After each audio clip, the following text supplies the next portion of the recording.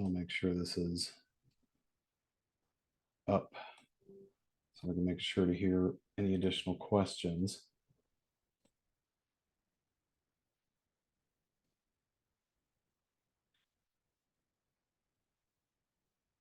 All right, so I've got the drawing. You guys should all have the reference drawing. This is from one of the older CSWA exams. There's a lot of really good features in these in order to test some different techniques. There's variables and things. So this is a really good example of a practice part for how to do this. So we'll go through a few examples. Then we need to talk about some other assignments after the fact. So we'll get in and see how much we can get done here. For this, you want to take a look at symmetry. You could do a rectangle and sort of extrude it along the length, then do 100 million different cutaways. That's not necessarily the most efficient. You could do a rectangle extrude from the top, same deal, a lot of different cutaways. The best sketch to pay attention to really is to focus on this side, because you can capture the majority of those features at once through symmetry. So you're not going to worry about, you're going to go ahead and sketch all of this particular detail into this sketch, and then you're going to extrude things in parts. And that's really the kind of the trick to this overall. There's some sections that get extruded for the entirety of the length, and there's some that don't. And so we'll show you kind of how to deal with those. They have a lot of really key dimensions here in terms of different depths and things. So we're going to reference primarily this sketch on this, what's page 1, I guess, and then page 2, the sketch here. So there's a couple keys that we need to pay attention to.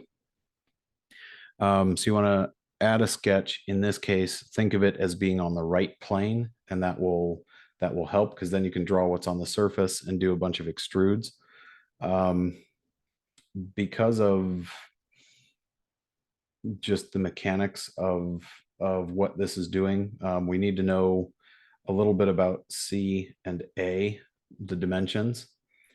So in the text right before, they give A is 63 and then C is 100. So 100 by 63 is our key dimensions. So we have a rectangle as our starting point, and we're probably going to have to do a reference coordinate system later on for determining if we need to determine center of mass for this. We might need to do a reference later. So the particulars of the origin kind of don't matter. But I'm curious, as you guys are looking through this sketch, you're missing a little bit of information. I'm curious to see if you guys can figure out what information in the sketch is actually missing. Because there is a really key piece of information missing where you have to do some estimation. So we know this to be 100 millimeters. Try and keep it a little bigger for everybody. So 100 millimeters by 63. So now we have our height of everything. Okay. This is kind of the starting point. We're going to trim a bunch of things away. So right now we're going to focus in on what's here on the page 1 sketch. So for what little good it will do here.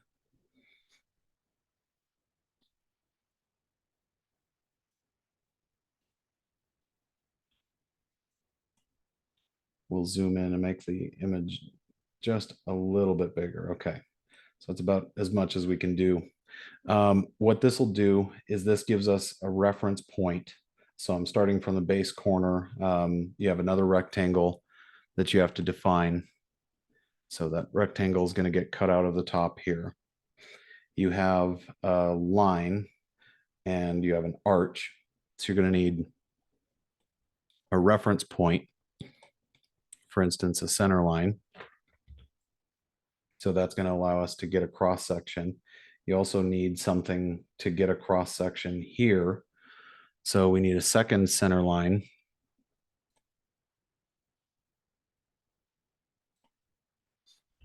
And we need to set some of those dimensions so that we have some additional reference points.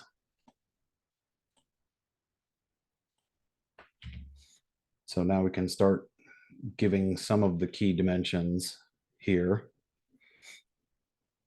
And I'm curious in the chat, I'm going to watch for it. You guys tell me where the dimensional information is missing. Let me know as soon as you figure it out. So this is 40, get that up out of the way. The depth is 15. I'm going to get that out of the way. Over here, we have an interior dimension of 10 to the center line. So from this to the edge is 10. Yeah, exactly. Very good. So Tommy got it.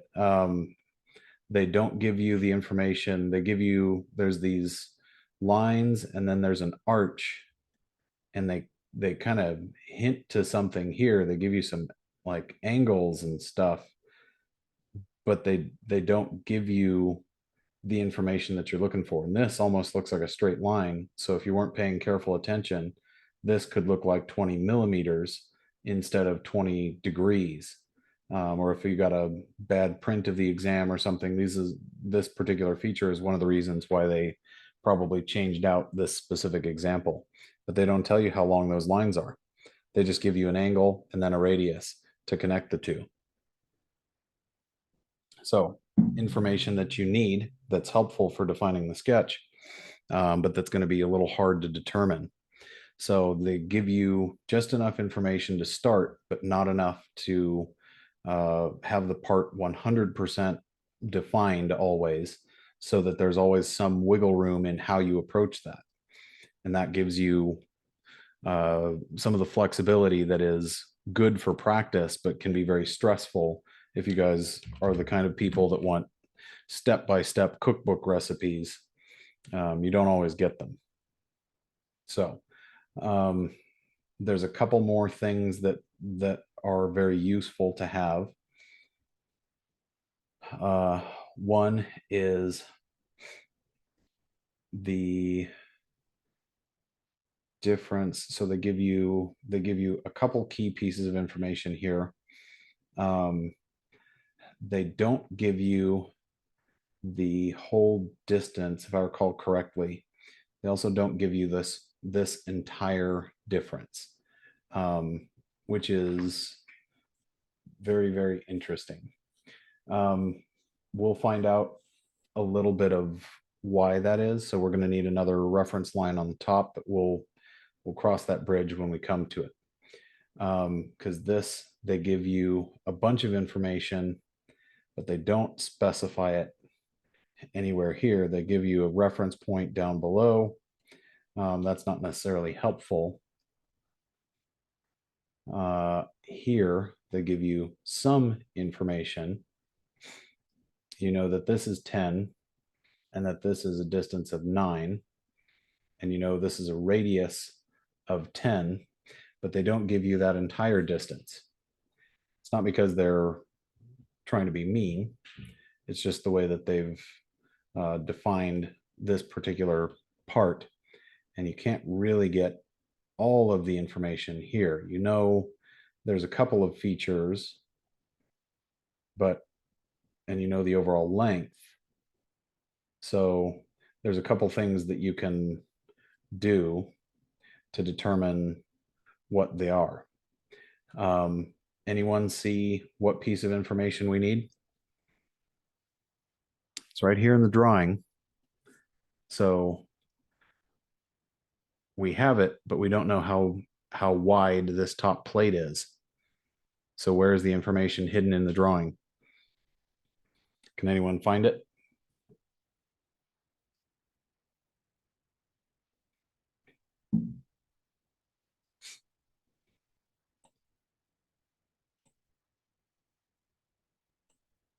What does that dimension actually need to be?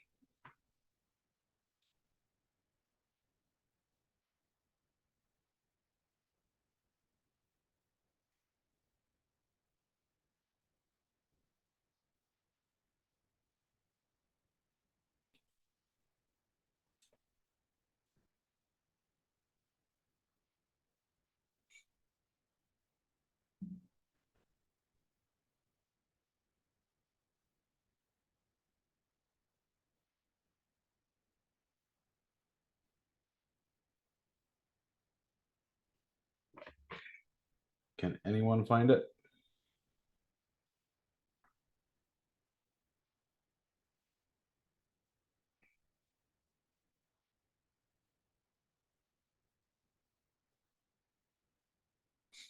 The information is technically, I'll circle it for you.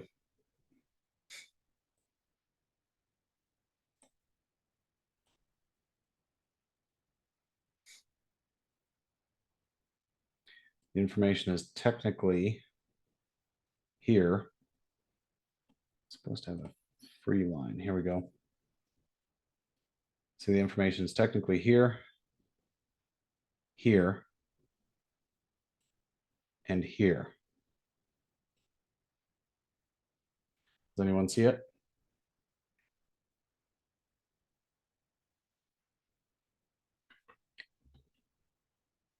What we need is that center line to be 30 millimeters across from our center point to this edge. And that gives us our center line and where this comes to. So we know exactly how big that is. Similarly, here we have a radius, and we know based on where this actually transitions to a curve, that center point, let me redraw that last one.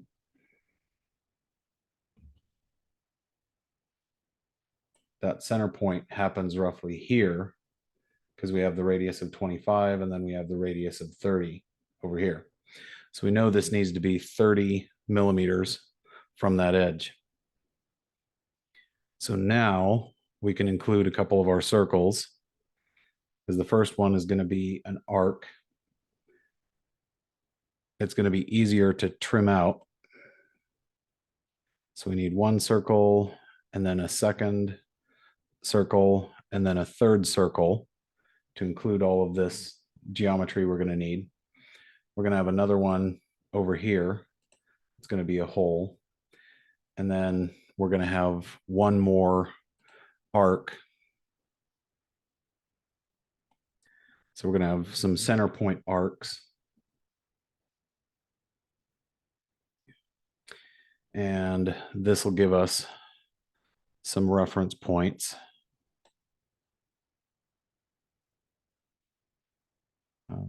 Up to this line.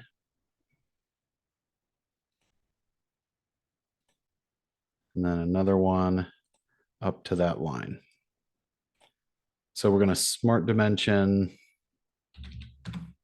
our way around. Radius of 30. And we're going to need to connect this all the way up to the top of the part. So we've got a couple pieces. We also need to know something about this arch and where it is. But we'll see that we don't really have all of that detail given. We just have an arc segment. So here's yet another piece of sort of missing information. So we don't know exactly where that point is. We'll have to do a little bit of sort of estimation, because they also don't really include any information here and here on page 1 for the drawing. So we need to pay attention to what that looks like. So we're going to make sure we've got the radii of 25, and then we've got our circles that cross over. and that's going to dictate kind of where this point happens. So that point is going to be dictated by where these arcs meet the circles. So the first one, the interior, has a radius of 10, or it has a diameter of 10 rather. Second one has a radius of 10. Third one has a radius of 25.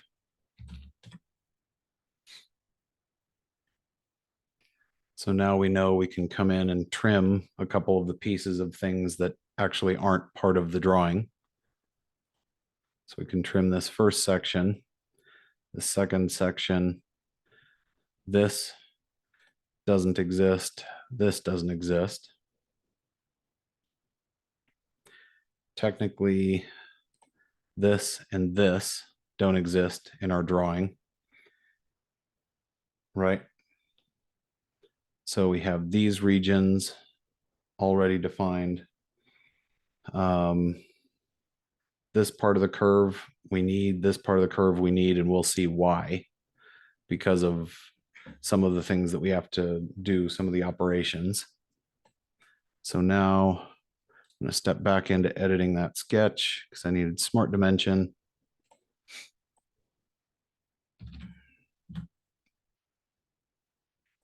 $10 All right, we're also going to have an arch at the back. So this is spending an awful lot of time. We're going to trim out this top part of this block because we don't really need it. So we're going to leave that as an empty space. We're going to add another center point arc. And that has a radius of 20.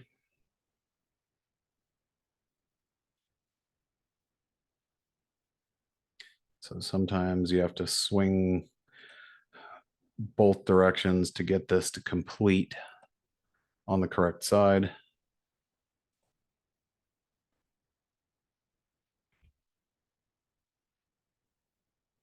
There are some other more manual ways as well, but this will give you most of the information that you need. All right. So we have our cutout here. Now we need the one at the bottom. So there's going to be a line and another line, and it's going to start separated by 15 mm. So 15 mm, there's going to be something that goes up. And now there's going to be another line.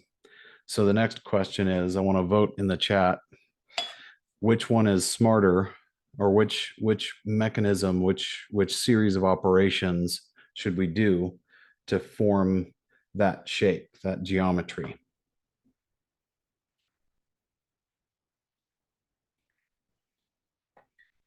Do you do 2 lines?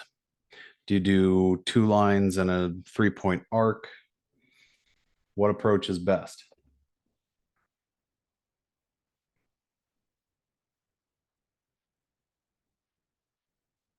What do you guys think is the most time efficient technique there?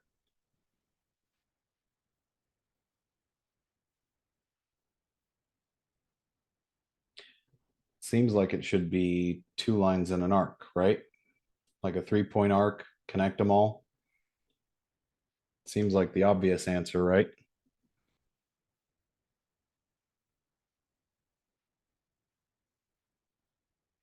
Anyone afraid to answer because they think it's a trap?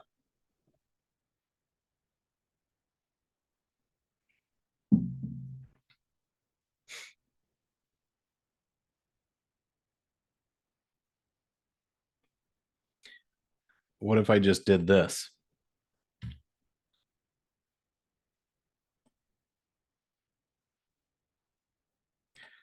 This one, we know the angle needs to be 45.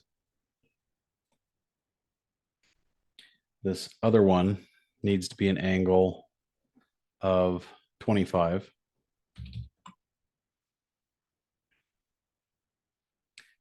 This needs to be separated by 15 millimeters. This needs to be separated by 40 millimeters.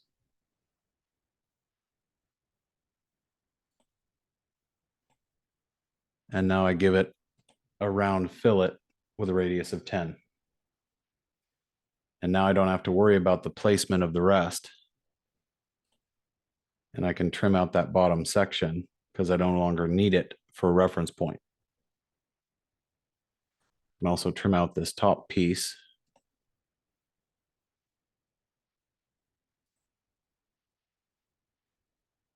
So now I've got a couple references fewer. However,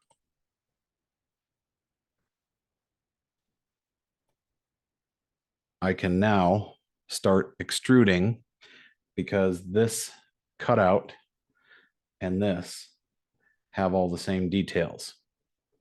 So now we're going to do the extrusion referencing this side profile. So there's a few stages or steps that we're going to take. The first is going to be, we're going to start by extruding the part that goes the entire depth or the entire width. So that's dimension B, which for this one is 50. So we're going to go 50 millimeters wide on the part that covers the whole thing. And then we're going to come back and use the same sketch. So it's going to make some assumptions. And we're going to clear selections so that we can make a specific choice about how this works. We're going to deselect thin feature because I have yet to see where thin feature is actually the correct answer. I'm also going to go back the opposite direction so that it's a little easier for me to visualize what we're doing.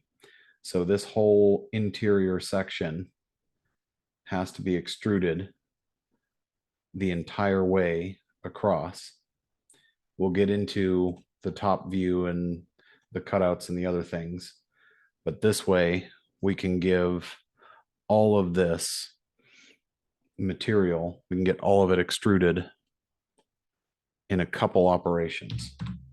So 50 millimeters for the first one. So we've got our base.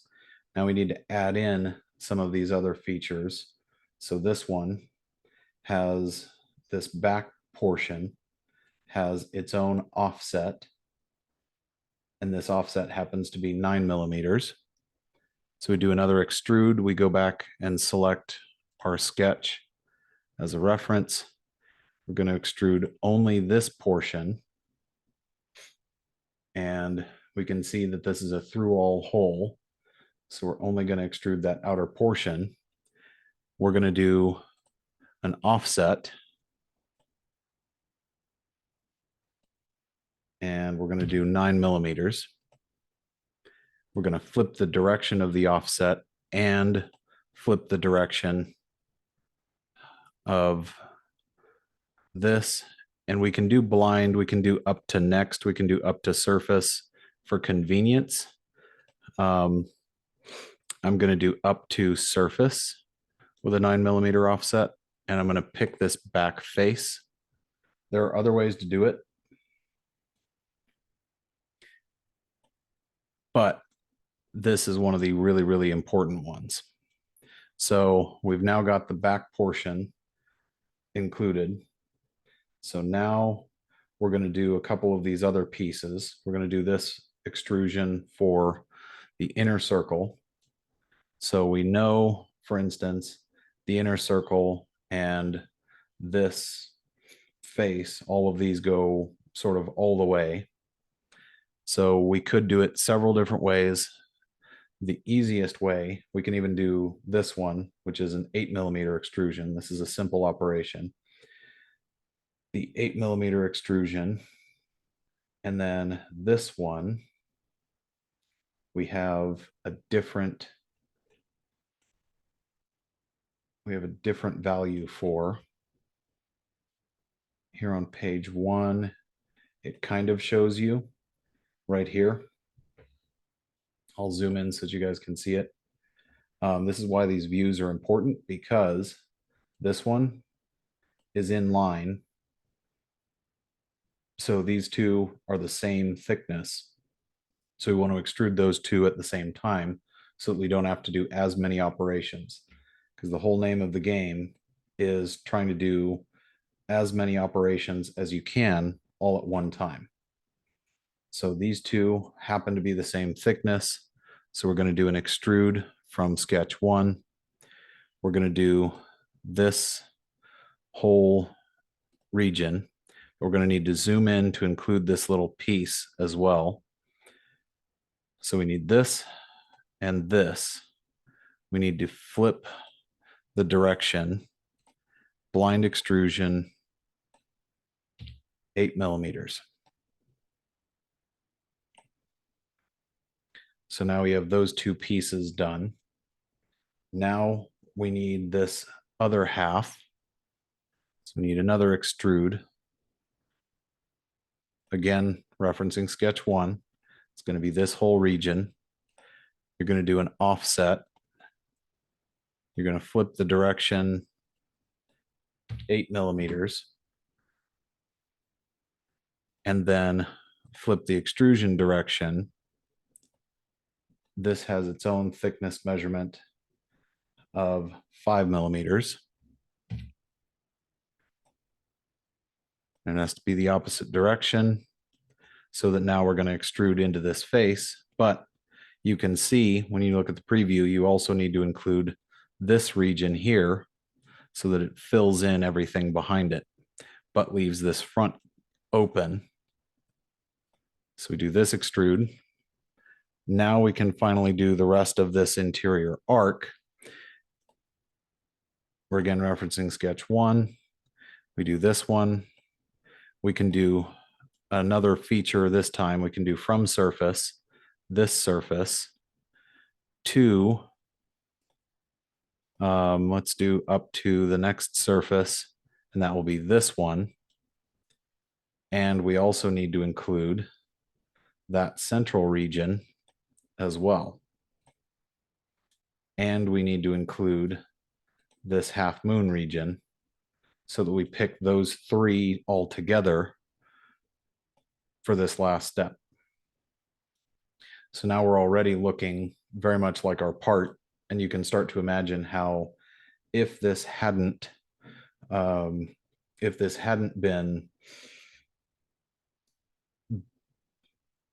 if we hadn't taken it to this approach, you would have to be doing a lot of different cut extrudes. You can repeat the same operation on the same sketch and continue to do extrudes and get the majority of the operation done very quickly. And if you hadn't stopped to explain different steps and stages so that you guys know what I'm doing and the reasoning behind it, you can start to get very, very quick at this with practice. So all of these sketches, I'm going to encourage you guys very strongly to be paying attention to, going back and redoing them fairly often, because that's going to really, really help. So we've captured all of the detail from that side. We have a couple other things that we need to capture, but we're not going to see them very well except here. We know that there's just a block cutout and a through hole through the whole thing. So then we have another cutout.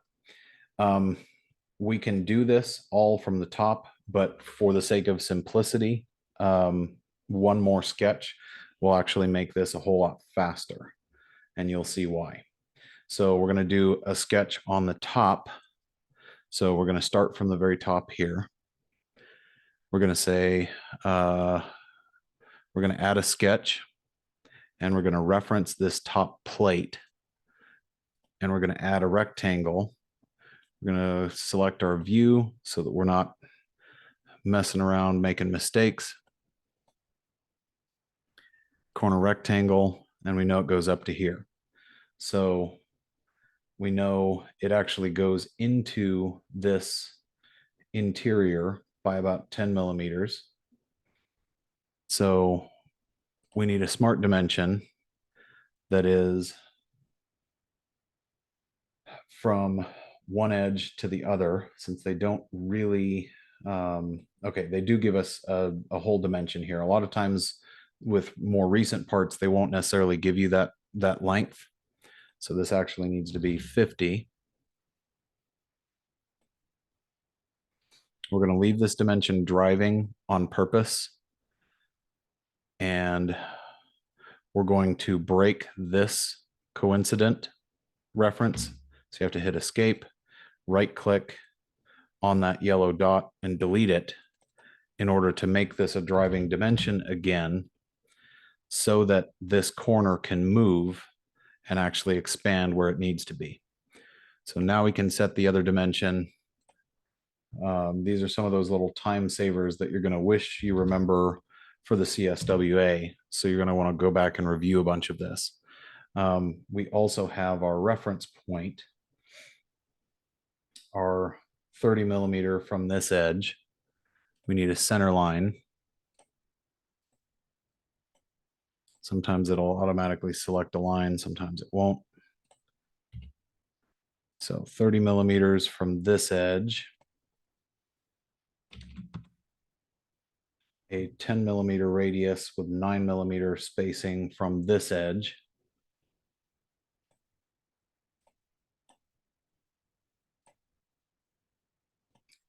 All it needs to be is horizontal and vertical to start, and then you'll have the center point automatically defined. 10 millimeter through hole. We do our extrude cut. Selected contours.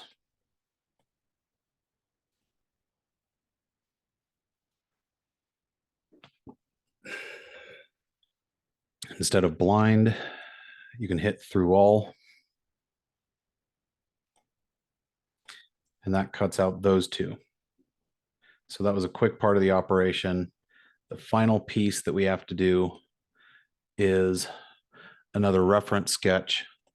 So now that we've stepped out of that sketch, we're going to hit sketch one more time. And on this plane, what we're going to do is actually a line from here to here and down and back.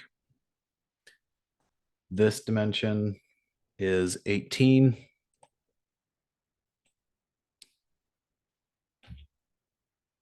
So sketch 3, we need to edit. Smart dimension, there we go. This needs to be 18 and reference angle of 20 degrees. And extrude cut through all. And we have all of those features recreated right next to our features here. So these two now have all of those same dimensions, all of those same details, all the same arc segments, all of the same cutouts. And even with the explanation, this didn't take very long. But this is something that with some practice, you could whip up a geometry like this inside of probably about 20 minutes. You guys could get to do it pretty quickly. Then they'll make alterations and change this. So let's check it. The material they want is copper. Another thing that you guys want to get in the habit of that I'm not necessarily doing all the time, but need to reinforce to you guys is you want to be saving early, saving often. How many of you so far have had a crash with Solidworks happen that you lost a file? That can also happen during the CSWA exam. We've seen it a lot. So you got to be kind of pretty careful about it. So we now have all that detail, and what we want to know is the copper material, what is the overall mass of the part? All right, before we look, let's see a vote in chat. How many of you guys think I nailed it? How many of you guys think I'm off by more than 1%? Let's do a failed or nailed in chat. What do you guys think?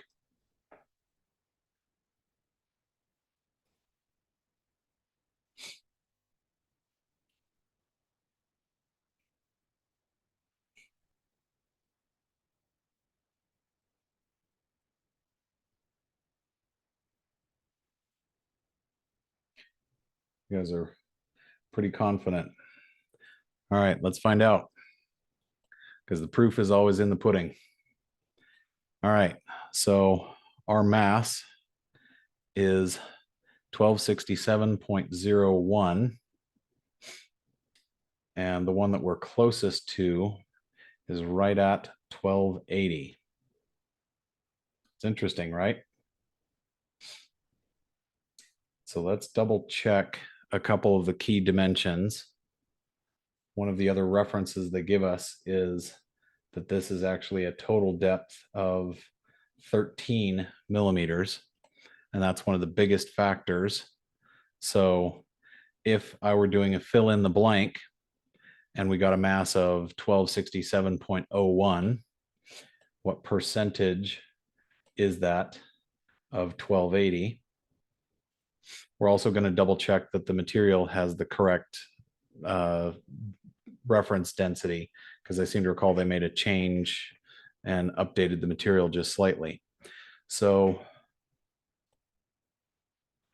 what we're doing is 1267.01 and divided by our option of 1280. So that is 1.1% away. So if I were doing a fill in the blank and I put in 1267.01, even after all of that work being meticulous with dimensions, technically this is outside of that plus or minus 1%. So let's just see what that is. So that is 1.01% difference.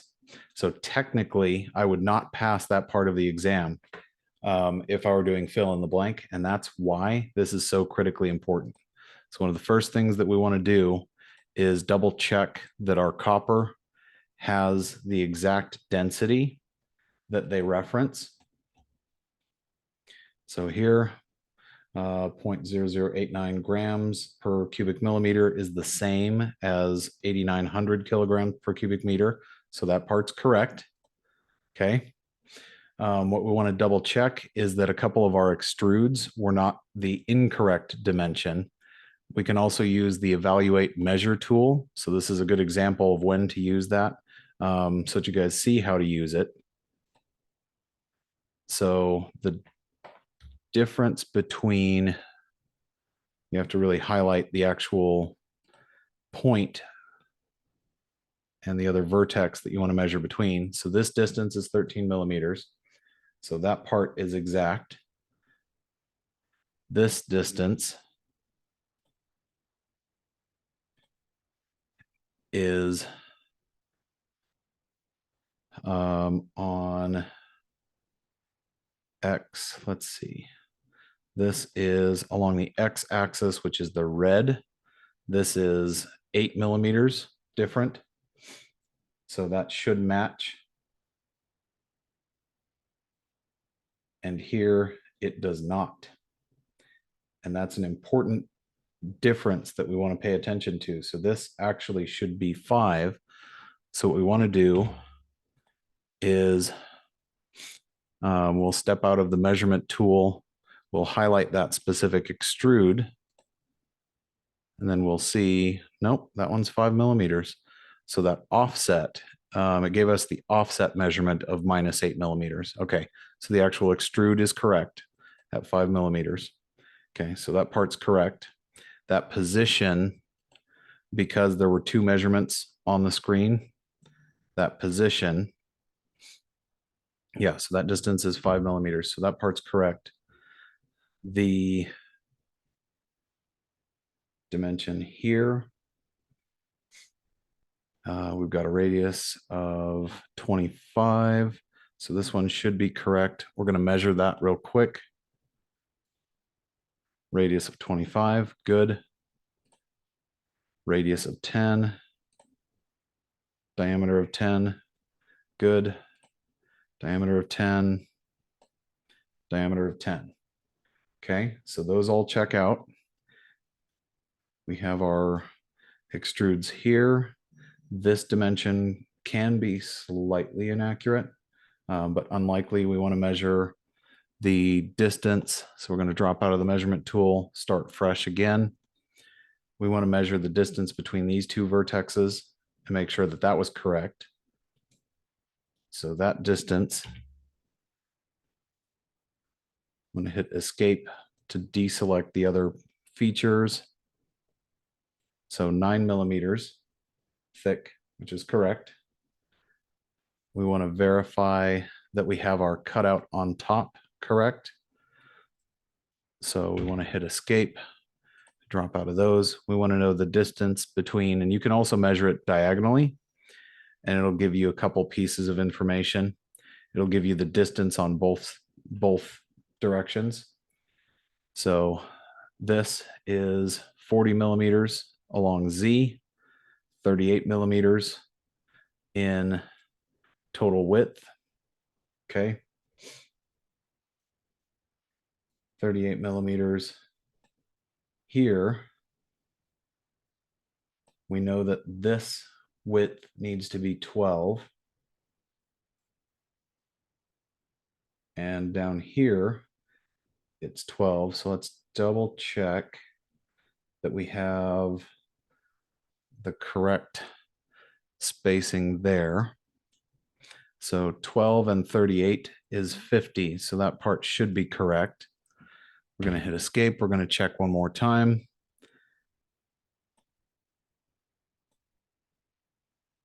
Okay. This side's 10. This width is 12. So that part checks out.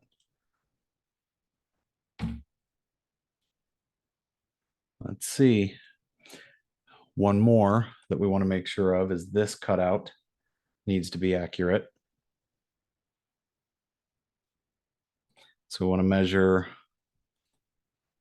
the triangle here, 18, 6.5. We know that we set that angle to be 20 degrees. So that part's correct. It very well could be the arc section at the bottom. One of the other things that we know is this, this front section is not quite as well defined in terms of the arc length itself. So we can double check that those dimensions are accurate.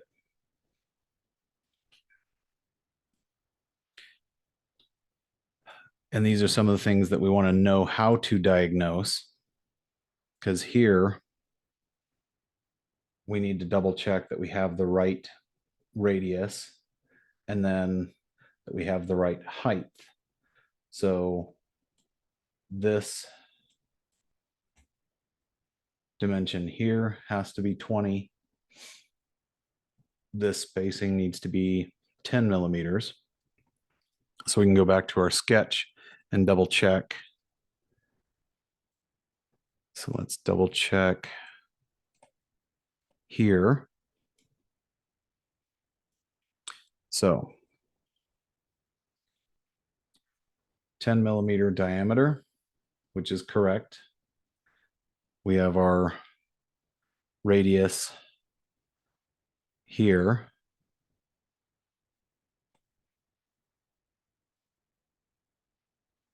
Our radius of 20.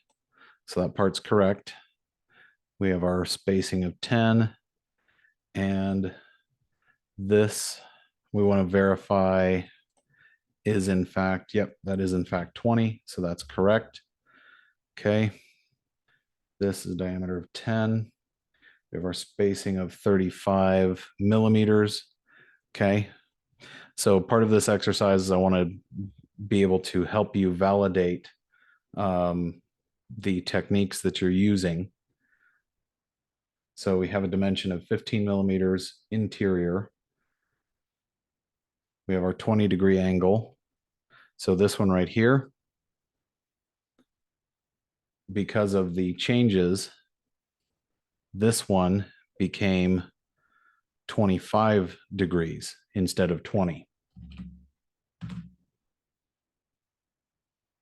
So now, gee, it's almost like that jerk of a professor made a typo so that you guys would learn some things along the way. It sure seemed like I was spot on making the part, right? Now, when we look at evaluate and we look at mass properties, we have 1280.33 versus 1280. So in a multiple choice, we probably are going to know that that's the correct answer. But if we made some sort of a silly error like that, right? 20, 25, that's a pretty easy thing to make a difference. But that can make the difference between being accurate and inaccurate. So 1280.33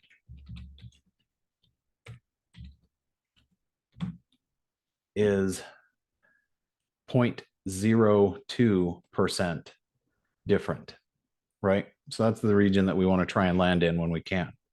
But that's why I want to help you understand how you can quickly assess, or how you can assess overall what changes about the part, what changed about how you approach the part, all of those things, right? So these are the things that you really want to pay attention to, especially for a region that's tricky like that. You want to pay attention to those angles and double check those kinds of reference points, because anytime you have a cutout, correct, for the CSWA, you can only be plus or minus 1%. Now in a multiple choice, you're going to be close enough that you're going to go, oh yeah, no, I'm 100% sure 1280 is right. Unless you did 45 degrees over here and 25 over there, and then your values are completely off. That's enough to kick you off. By even that 5-degree difference is enough to kick you off and make the difference between passing and failing for the CSWA exam. So these are the things that you want to pay attention to and why. So I'm going to close that one. Any questions on the approach to that?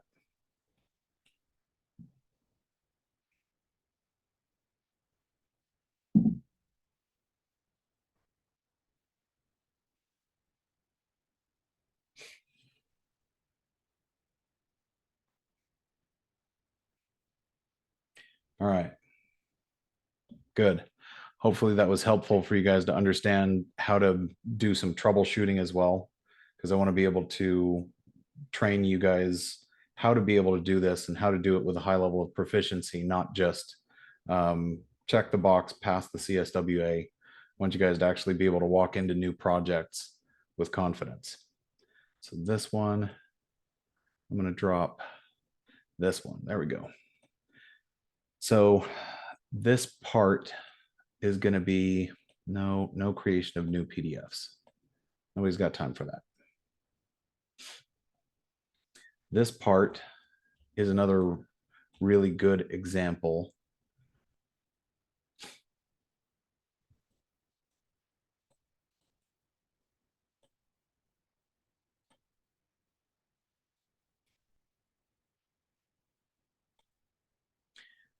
That part, nope, not that one. Not that one. Let me go back and grab it.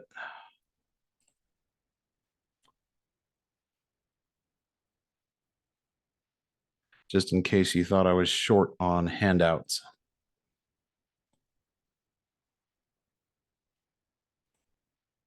All right, there we go. Part 2 modeling. Here we are. So part 2 has a couple questions associated with it. 3 and 4. I think I included another one. Yeah, so they include a modify the part. So you'll see a lot of things like this in CSWA problems where they'll give you some dimensions, they'll give you information, but they won't give you all of it.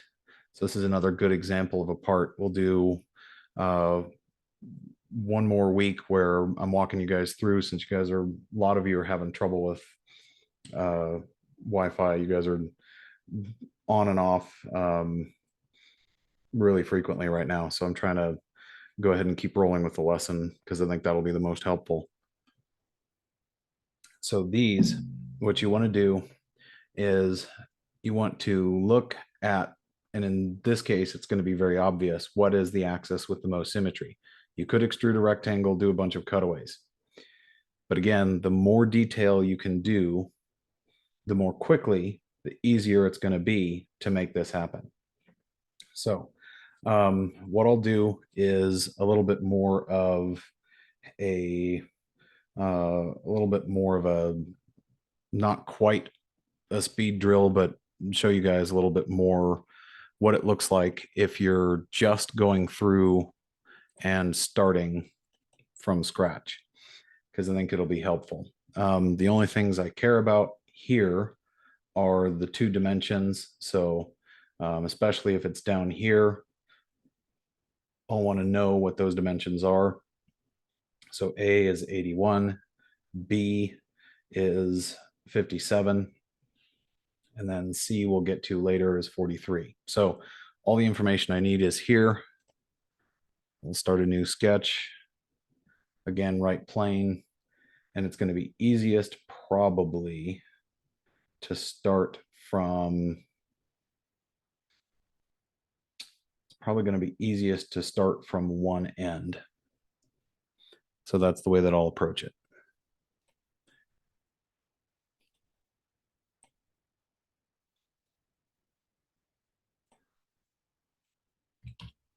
So 81,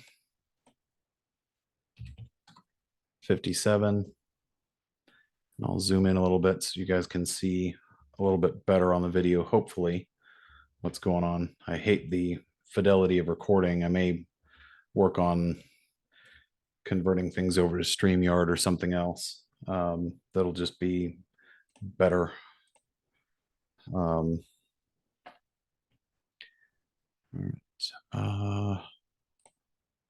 Arc segments I know I'm going to need.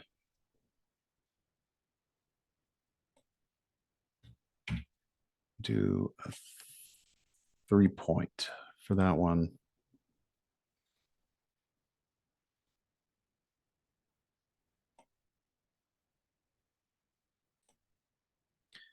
And another one. Actually, I'll explain the reasoning afterwards. And then some of it will make sense. The rest of it will sound like the ramblings of a madman that you'll eventually come to understand.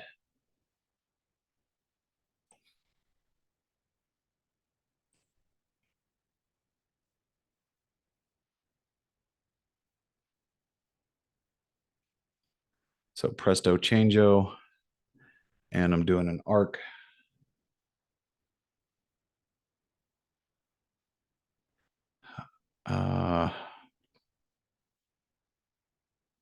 No, I don't want any reference points.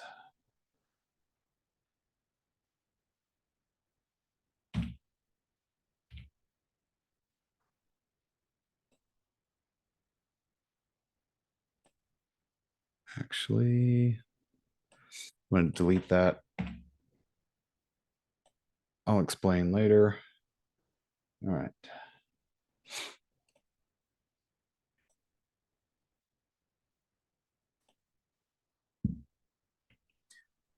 You can do a magic trick where you turn a line into an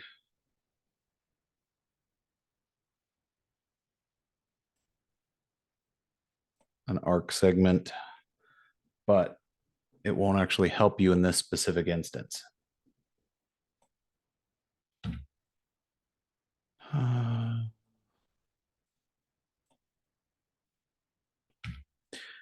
right. Main features captured.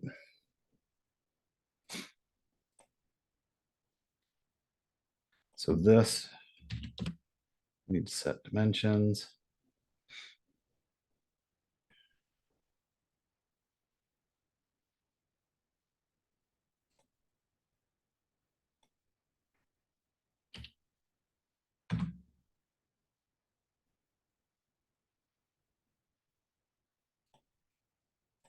So we've got a couple reference points.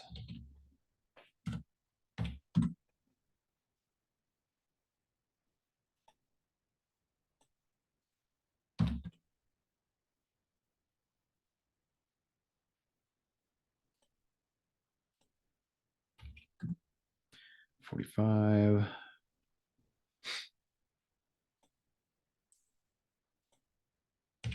.45. Most of these are 45s the way that they're set up. I'm intentionally including a couple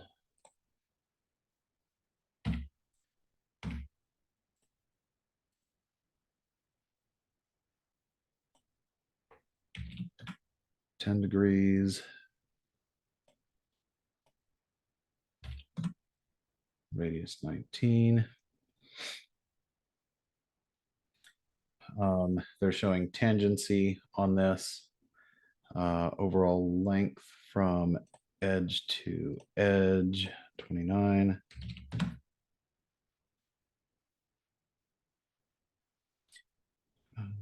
Go this edge to this edge, 14. No. 15 to that edge, 45. 7 to the flat top.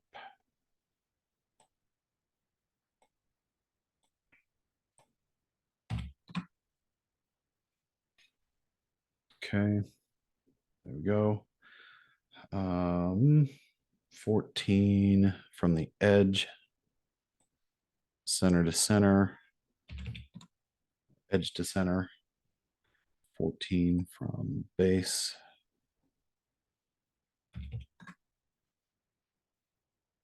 Height from base to base.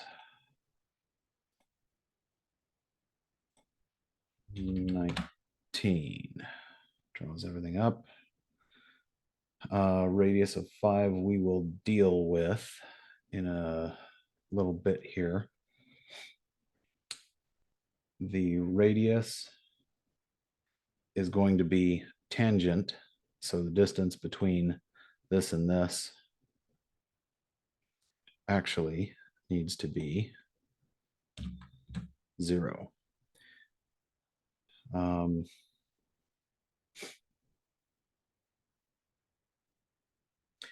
29 to this edge.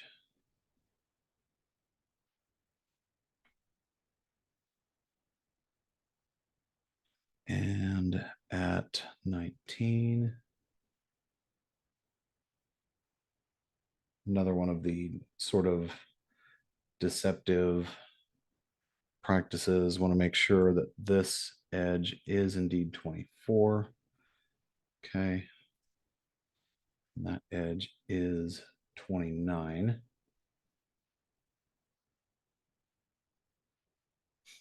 So this has a radius, however, 29. Puts that into place. Sketch fillet, radius 5. Now that part's complete. Cut away the stuff we don't need.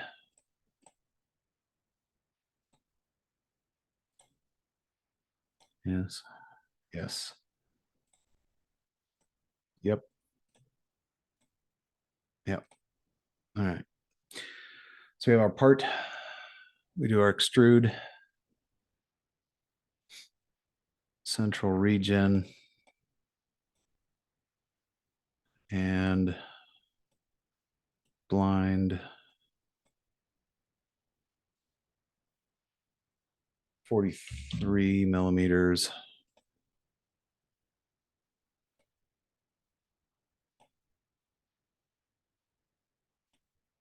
There we are. So there's our part.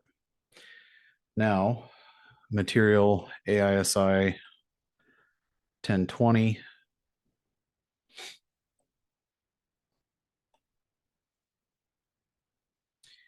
And the mass of our part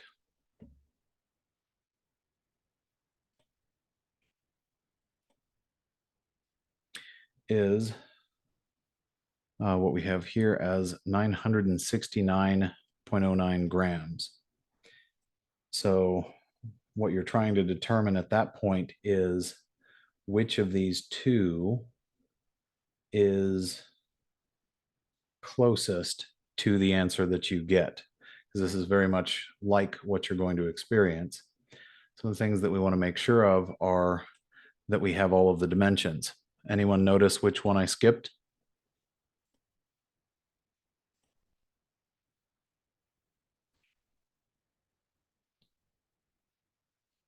It's almost like I did it on purpose as another object lesson.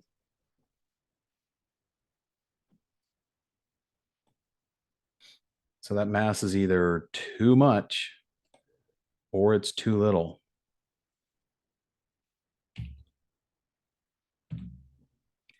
Because of the other constraints, that has to be pretty close.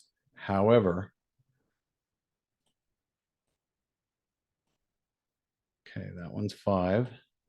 So this is now a happy enclosed region. That's 24, that's 45, that's 14, that's 45, this one's 19, that angle's 10.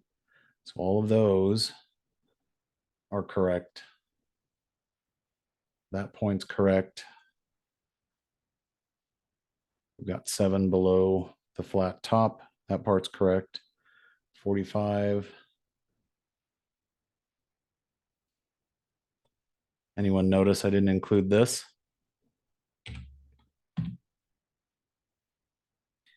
Seven millimeters. Angle of 45. 14 millimeters.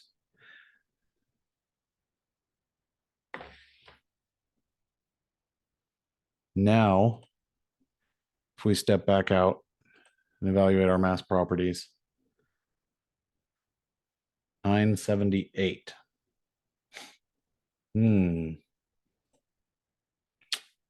We're still in between these two. And they give you a hint here. If you're not accurate, go back and recheck your model. So what did they not give us that we might have missed? Let's go back in and look. We have the height of 19. We have the radius of 29. We have the radius of 5. We have a height of 19 here. So that part should be correct. 14, 14. So the hole's centered correctly.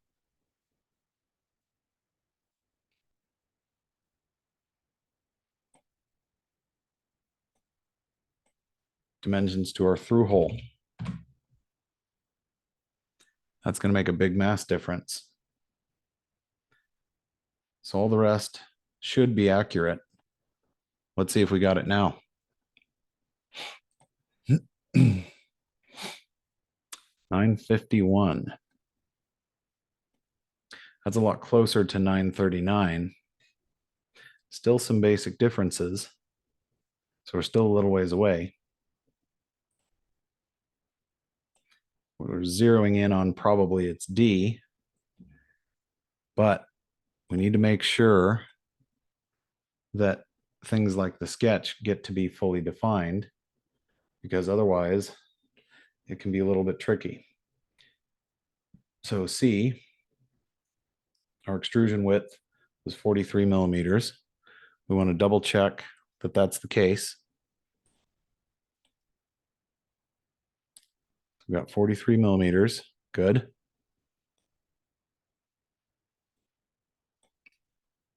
let's double check now that we lost some reference.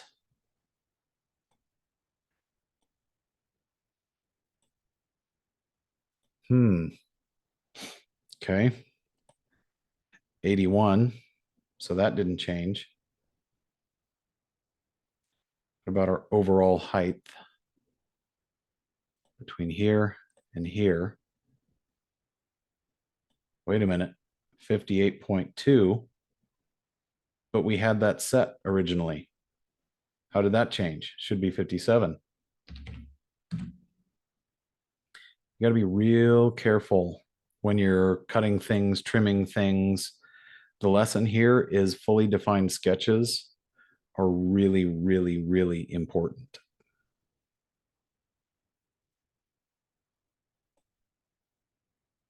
So let's get this oriented relative to the origin.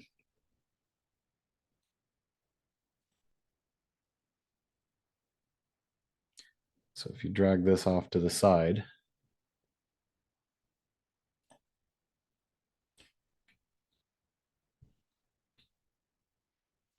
this one you want to set to be 0.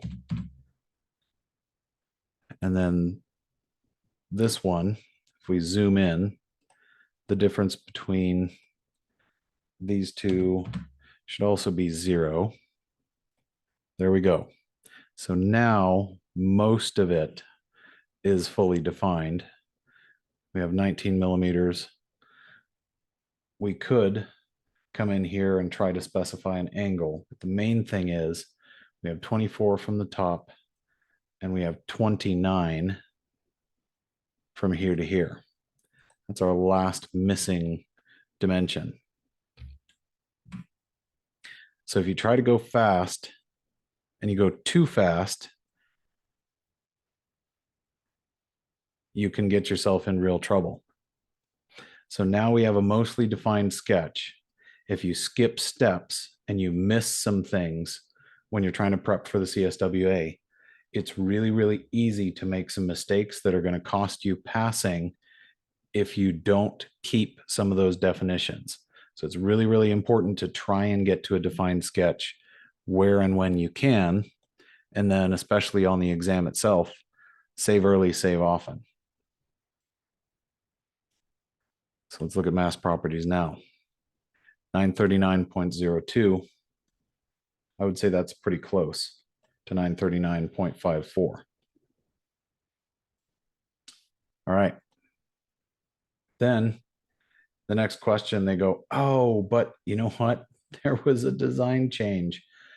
Now we need A to be 84 and B to be 59 and C to be 45. Now what happens? And they give you a fill in the blank for the overall mass.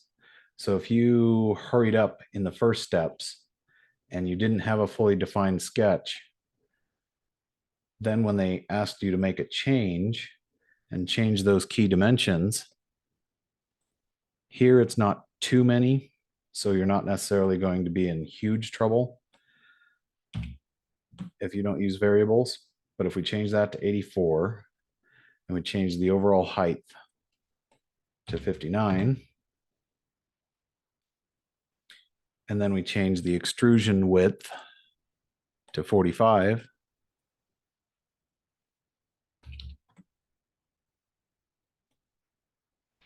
now we look at mass properties again, and we would enter 1029.81.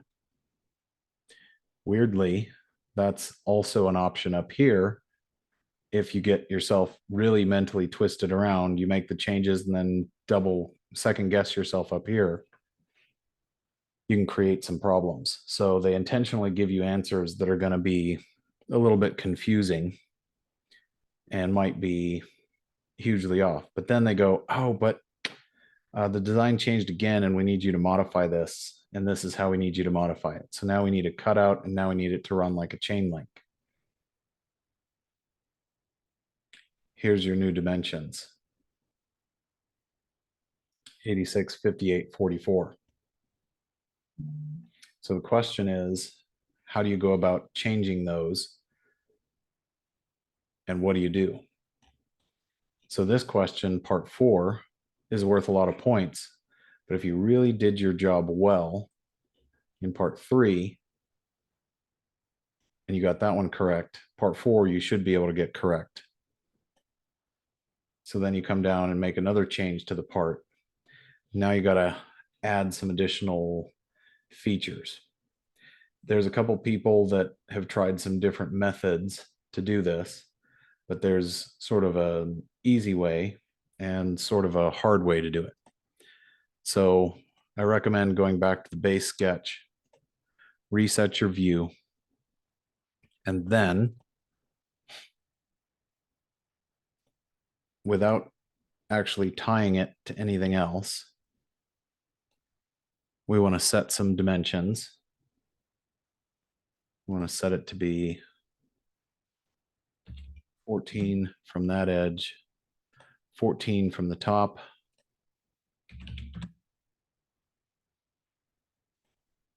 and then we want a diameter of 11 for that one. We're going to have a cut that has a height of 19, and we have a specific depth here. Note, we need some additional information to verify if it's actually a cut depth of 19 millimeters or not, because we can't tell from this image. We see an M, which means midline. So sometimes they'll give you a distance from a midline. Sometimes they won't. And you know, you have a cutout of 24 here. So let's see how that looks. We're going to have a cutout, and we're going to have another cutout down here.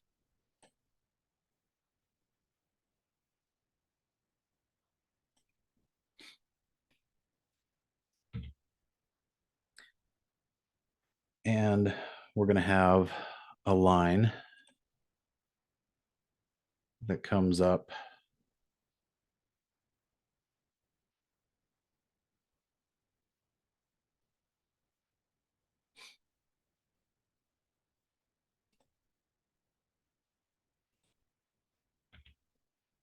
so that's going to be a distance of 52 from this edge. Then we're going to change to A being 86, B being 58,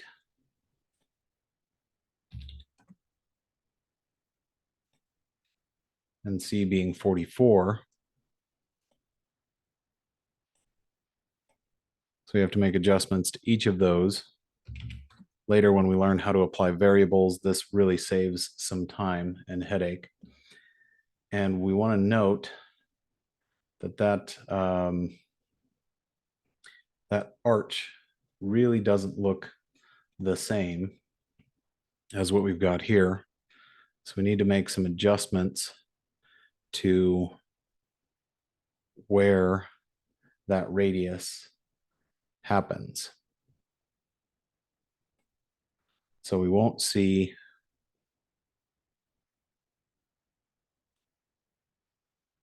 an obvious change.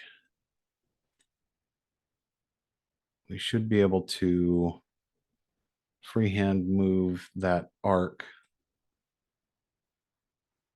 What you may have to do is do a set distance to this edge and say, let's make it 46 and keep moving it along, because it will want to, we can set a tangency requirement and we can do some other things, but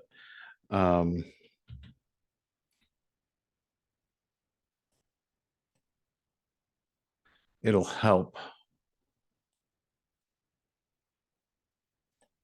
to bring those to the same point and make life a little easier on you. Otherwise, you won't be able to do that the same way. You're also going to need to add the cutout up here, and note that it shows you some sort of reference point way up high. So you're going to need, in this case, probably a 3-point arc is going to be the most helpful. It's going to come up here. It's going to have some radius. So we're going to define the radius at 41. We're going to define the distance between the radius and the origin of the radius, and the origin to be 0. And then it's going to be somewhere up here. So we're going to have to estimate a height. So it might actually be closer to 6, might even be closer to 5, because they give you actually a better reference dimension here. The distance between the end of the arc, this vertical distance needs to be 36. So now we have what we need to make the modifications to this part.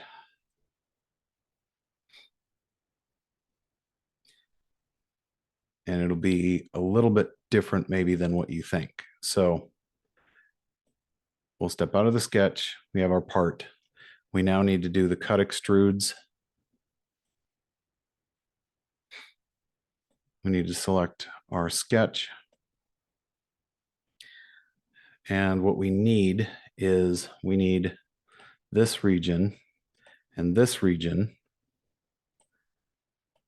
from this surface. And we need them to be a blind extrusion of 19 millimeters. So that's our 2 regions first. I've got our cutouts. Then we need our interior cutout. And there's a couple ways we want to pay attention to this. The easiest is going to be doing an offset. So you can do it from one edge or from the other. In this case, we'll be able to do it from the sketch plane, which will make life a little easier. So we do one more extrude cut, sketch 1, we do this region, we do an offset, 12 millimeters, flip the direction, 24 millimeter depth cut. And we need to do a through all cut of that circle.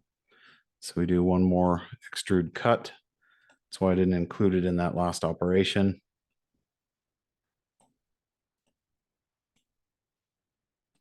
You can even change it to through all both.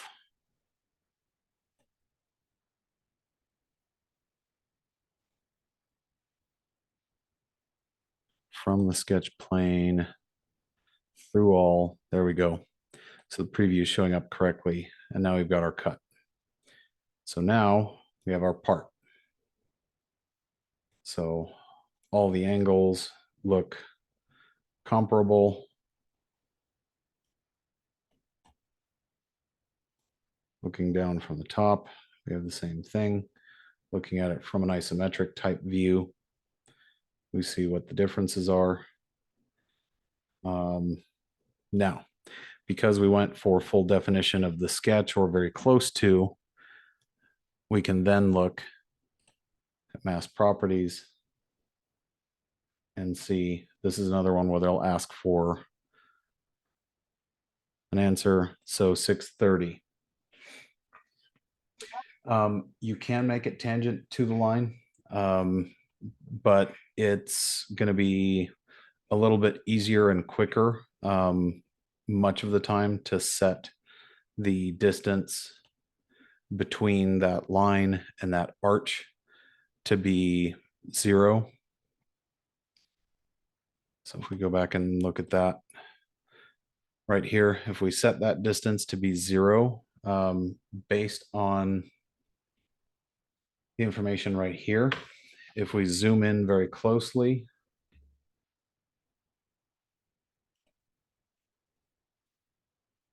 that curve really begins at the intersection between those points.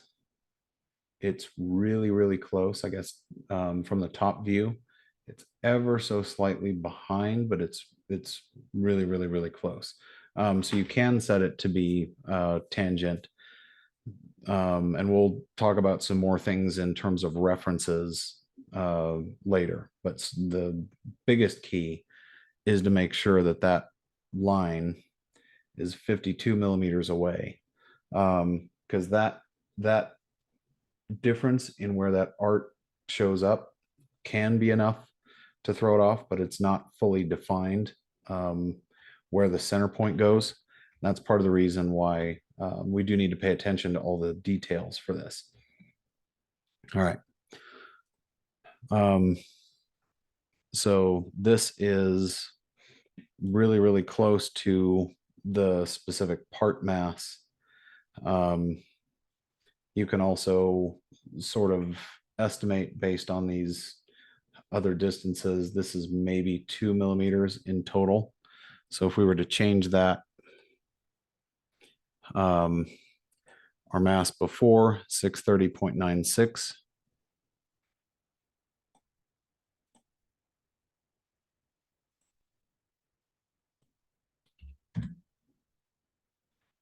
Two-millimeter distance between those two. So looks real similar to this. Could even be 3, but even still, we look at our mass properties, 631.67. So we're still very much within the range. This 630, I think it was like 630.96 or something like that, times 0.01 is 6 grams to play with. So that specific detail, whether it's tangent or a manual estimation, isn't really worth the extra time. 6 grams is sort of a lot to play with, but also not a lot. So the lesson I'm trying to teach there is, if you've done full definition for the rest of your sketch, where they leave an ambiguity like that, that's not going to make or break your 1% typically, if you've been very meticulous about everything else. So in this case, I knew that was not a place to spend a lot of time, because you could make that 3 millimeters. You could do some other stuff as well, in order to make that work how you needed it to. So there's a lot of things that can happen. So you can also reset things like how your cursor is snapping. There's some other cool features you can use, but this covers how we use these. So that's how we make changes to a part multiple times as we go through and work through some of an exam. All right.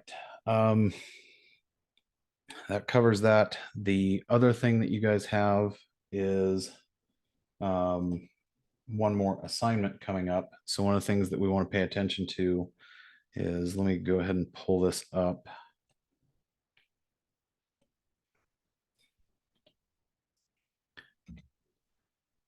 I'm sure I'll get to log in an additional time.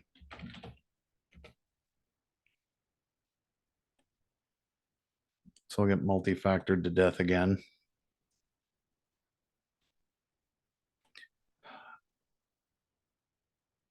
All right. One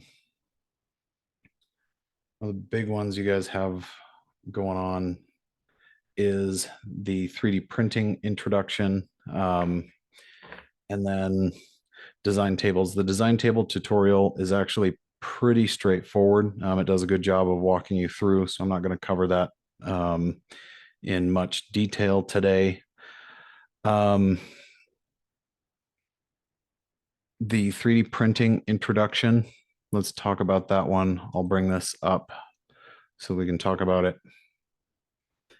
Because some of you guys won't necessarily have seen this.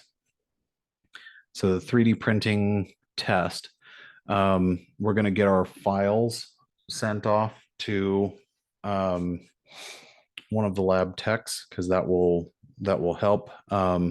This is something you guys can very quickly get turned around. I'm going to move the date on this one into next week just to make life a little easier for us. So I'll make that change in Halo today.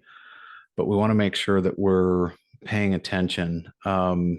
There's a couple key dimensions here, and we want to develop a table like this for this part. You're going to be drawing it. You know how to use hole patterns and some other things. There have been some changes to this relative to the previous years, so that's also really, really important. You'll have some radii. This is trying to capture a few different kinds of features, different sizes of holes as well. So things that you want to be paying attention to is where that hole pattern works and give you guys some more stuff to measure. So we're actually going to 3D print these and do some measurements to determine just exactly how accurate those are. And that's really, really important. So we want to pay attention to how we're approaching these. Also note that these are not through all holes. They are holes with a specific depth. So I'll print off an example here as well. This should be, now that we've seen some of the examples from today, pretty straightforward for you guys. The hardest trick is going to be, how do we do something like this, right? How do we set this up? Anyone have ideas on how we can approach that?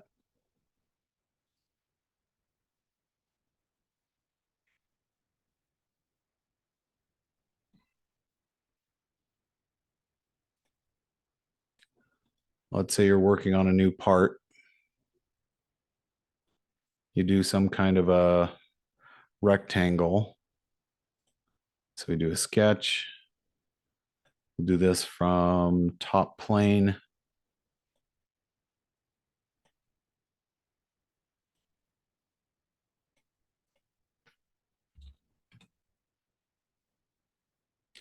Maybe it's 100 by 100.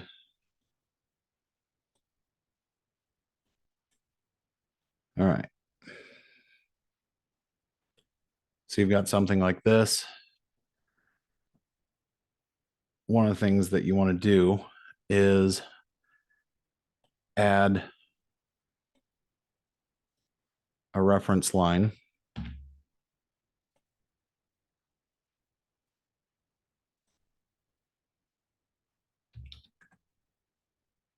.45 degrees. Now you want to add a reference geometry.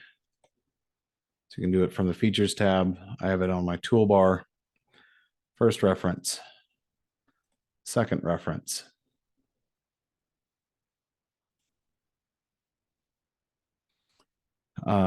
It will want a third reference point in space, and